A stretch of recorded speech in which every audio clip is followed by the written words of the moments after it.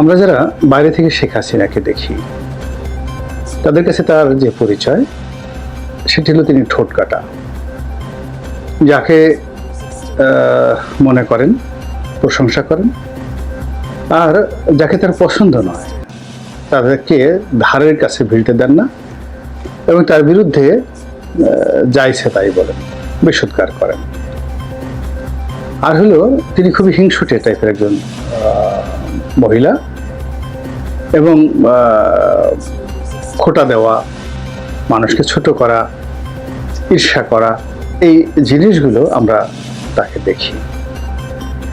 একান্ত তার যারা কাছের মানুষ, তাকে নিয়ে তাদের গর্বের কোনো সীমা পরিসীমা নেই। তাদের কথা হলো যে শেখ হাসিনা মায়ের মতো, বোনের মতো, কিংবা মুরব্বীর মতো, বটবৃক্ষের মতো। যদি কাউকে তিনি ভালোবাসেন, তাকে ঠিক ওইভাবেই তিনি আশ্রয় দেন। ব্যক্তি জীবনে খুবই ভালো ব্যবহার করেন তার আপনজনদের সঙ্গে, খেতে ভালোবাসেন, খাওয়াতে ভালোবাসেন, রান্না করতে ভালোবাসেন, উপহার নিতেও পছন্দ করেন, দিতেও পছন্দ করেন, তবে সীমিত পরিসরে। ব্যক্তি জীবনে তার টাকা পয়সার লোভ এবং লালসা তার যারা আপনজন আছেন তাদের বক্তব্য নেই। আর এখন যে সকল তাকে নিয়ে যে প্রচার হচ্ছে, প্রোপাগান্ডা হচ্ছে, তাতে স্পষ্ট সবার বক্তব্য হলো যে তার লোভের সীমা পরিসীমা নেই। একমাত্র রূপপুর পারমাণবিক কেন্দ্র থেকে $5 বিলিয়ন, 60,000 কোটি টাকা তিনি তসরুপ করেছেন বলে পত্রপত্রিকায় এসেছে। তো এই যে একটা বিপরীতমুখী তার যে ব্যক্তিত্ব এবং চরিত্র, তার বিপরীতে তার যে রাজনৈতিক প্রতিপক্ষ বেগম খালেদা জিয়া, শান্ত, শিষ্ট, প্রশান্ত, ব্যক্তিত্ববান, খুব কম কথা বলেন, পরিশীলিত পোশাক এবং পরিচ্ছদ, তার বেশভূষা এবং তিনি যে বাড়িতে বসবাস করেন, তার ড্রয়িং রুমের পর্দা, তার সোফা সেট থেকে শুরু করে সব কিছুর মধ্যে একটা আভিজাত্যের ছাপ রয়েছে। তার চেহারা এবং সুরত আল্লাহ রাব্বুল আলামিন প্রদত্ত এক অপরূপ সৌন্দর্যময়ী তিনি। তার যৌবন, তার কিশোর বেলার চেয়ে তার যৌবন আরো সুন্দর। তার যৌবনের চাইতে তার পৌরত্ব, যখন তার বয়স 60 বছর হলো, তিনি আরো সুন্দর হয়ে গেলেন। এবং তিনি তার পৌরত্ব থেকে যখন বৃদ্ধা হয়ে গেলেন, বৃদ্ধা হওয়ার পর তার সৌন্দর্য আরো বেড়ে গেল, মাতৃসম হয়ে গেল। তিনি জেলখানাতে গিয়েছেন অসুস্থ, খুবই অসুস্থ। এই সময়টা যদি ধর্তব্যের মধ্যে না ধরি, তাহলে জেলে যে সময়টিতে তিনি ঢুকলেন, ওই সময়টিতে তিনি জীবন সায়াহ্নে বৃদ্ধ হয়ে গেছেন। কিন্তু পৃথিবীর তার বয়সের যে সকল মহিলা রয়েছেন, এমনকি সেলিব্রিটি রয়েছেন, তাদের সঙ্গে যদি বেগম জিয়াকে পাশাপাশি বসান, মনে হবে যে তার সঙ্গে আসলে কারোরই তুলনা নেই। একজনের শুধু তুলনা করা যেতে পারতো ওই বয়সে, সেটা হলো ভারতের যে রাজমাতা হিসেবে যিনি খুব সমধিক সম্মানিত, রাজমাতা গায়ত্রী দেবী। তিনি পরিণত বয়সে, এরকম বৃদ্ধ বয়সে তার যৌবনের চাইতেও তিনি সুন্দরী হয়ে গিয়েছিলেন। তারপর তামিলনাড়ুর সাবেক মুখ্যমন্ত্রী জয়ললিতা, তিনিও বৃদ্ধ বয়সে যথেষ্ট সুন্দরী হয়ে গিয়েছিলেন। ইন্দিরা গান্ধীও একই অবস্থা। তিনি পরিণত বয়সের চাইতে, অর্থাৎ তার যৌবন, তার পৌরত্বর চাইতে তিনি বৃদ্ধ বয়সে অধিকতর সৌন্দর্যময়ী এবং মাধুর্যময় হয়েছিলেন। ঠিক এই সেম জিনিসটি বেগম খালেদা জিয়ার মধ্যে দেখা গিয়েছে। আবার শেখ হাসিনার যেটা হলো, সেটা হলো যে তার সৌন্দর্য বেগম খালেদা জিয়ার মতো নয়। তবে তার চেহারাটা দূর থেকে যতটা বিশ্রী মনে হয়, রাগী মনে হয়, কিন্তু কাছাকাছি যারা দেখেছেন 1 to 1, সেটা তার ক্যামেরা ফেসের চাইতে তার বাস্তবের যে চেহারা অনেক অনেক লক্ষ গুণ সুন্দর।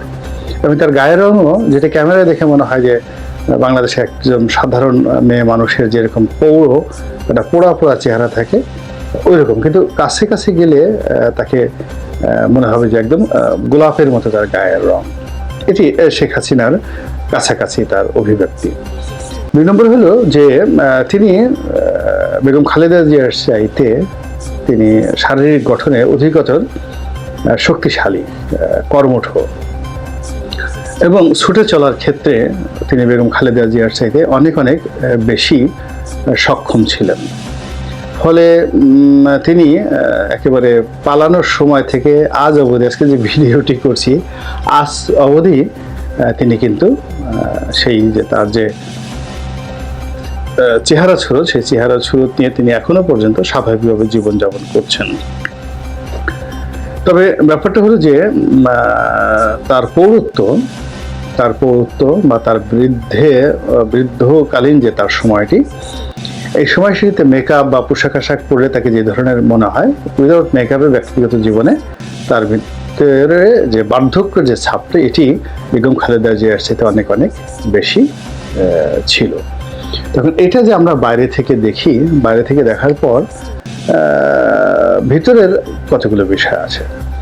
সেটি হলো বেগম খালেদা জিয়া এবং তারেক রহমান, এই দুইজনকে ব্যক্তি শেখ হাসিনা কেমন জানতেন। একেবারে আপনারা লিখে রাখেন যে শেখ হাসিনা এই দুজনকে একেবারেই পছন্দ করতেন না, নামটি পর্যন্ত শুনতে পারতেন না। কেন আমি এটা বলতে পারবো না। তারেক রহমানের নাম শুনলে তার মাথা খারাপ হয়ে যেত, আর বেগম জিয়ার নাম তো প্রশ্নই আসে না। তো এর উল্টো দিকে বেগম জিয়া এবং তারেক রহমান সাহেব, বেগম খালেদা জিয়া এবং তার পুত্র জনাব তারেক রহমান সাহেব শেখ হাসিনাকে কেমন জানতেন। তো এই বিষয়টি যারা, আমি বেগম জিয়ার সম্পর্কে আমার সাথে আমার ওরকম সম্পর্ক কখনোই ছিল না, আমাদের মধ্যে এখনো দেখা সাক্ষাৎ হয়নি। এই কারণ হলো আমি যেই সময়টাতে যোগদান করেছি তখন তিনি জেলে। আমার সম্পর্কে তার ধারণা কেমন আমি শুনেছি লোকমুখে, কিন্তু আমি নিজে প্র্যাকটিক্যালি সেটা আমার দেখার সুযোগ হয়নি।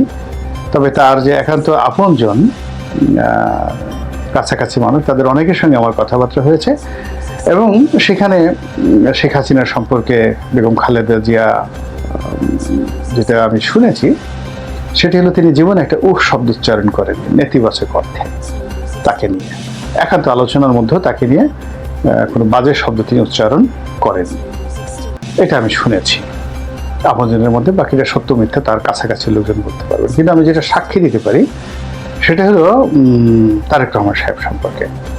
এই কারণ হলো তার সঙ্গে আমার বিভিন্ন সময় কথা হয়েছে, সুদীর্ঘ আলোচনা, 1 to 1, কখনো কখনো 1 ঘন্টা, 1.5 ঘন্টা, 2 ঘন্টা, 3 ঘন্টাও আমরা কন্টিনিউয়াস আলোচনা করেছি। সেখানে ব্যক্তিগত জীবন, তারপর আরো অনেক কিছু। একজন মানুষ যদি 3 ঘন্টা একজন আরেকজনের সাথে আলাপ আলোচনা করে, তখন সেখানে বিভিন্ন বিষয় এসে যায়, রাজনীতি, অর্থনীতি, বিশ্ব, গল্প।